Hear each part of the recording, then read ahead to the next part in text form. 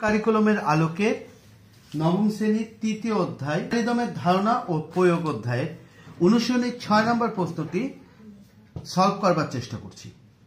প্রশ্নটি এরকম: সেতুর চাচার 3 বিঘা জমি আছে। তিনি তার জমির উর্বরতা ঠিক রাখার জন্য প্রতি বছর 30 কেজি জৈব সার প্রয়োগ করেন। প্রতি কেজি সারে যদি প্রতি কাঠা জমির উর্বরতা 3% বৃদ্ধি করে, তবে চাচার জমির অপচয় বের করো। তিনি যদি জমিতে সার প্রয়োগ না করতেন, তাহলে কত বছর পরে তার জমিতে আর কোনো ফসল হবে না? সমাধান: সেতুর চাচার জমির পরিমাণ 3 বিঘা। 3 বিঘা সমান 20 গুণন 3 কাঠা, মানে 60 কাঠা। 60 কাঠা জমিতে প্রয়োগ করেন 30 কেজি। 1 কাঠা জমিতে প্রয়োগ করেন 30/60, অর্থাৎ হাফ কেজি সার করতে হবে। 1 কাঠা জমির ক্ষেত্রে 1 কেজি সারে বৃদ্ধি পায় 3 ভাগ শতকরায়। হাফ কেজি সারে উর্বরতা বৃদ্ধি পায় কত? অবশ্যই 1.5 ভাগ। অপচয়ের পরিমাণ হয়ে যাবে 1.5 ভাগ শতকরায়। আমরা জানি শতকরা লেখার জন্যে আমাদেরকে কি করতে হয়? 100 দিয়ে ভাগ করে নিতে হয়, অর্থাৎ 1.5কে 100 দিয়ে ভাগ করলে আমরা উত্তর পাবো 0.015।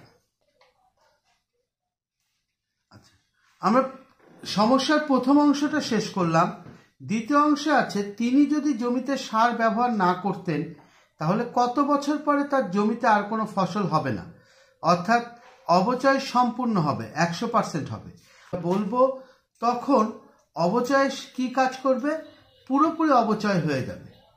তা আমরা যদি এখানে 0 লিখি, পুরোপুরি অপচয় হয়ে গেছে, তাহলে আমাদের যে সূত্র, অপচয়ের সূত্র P×1 এই যে অপচয়ের শতকরা পরিমাণ টু দি পাওয়ার n, আমরা বলছি n সময় পর উর্বরতা পুরোপুরি 0 হয়ে যাবে।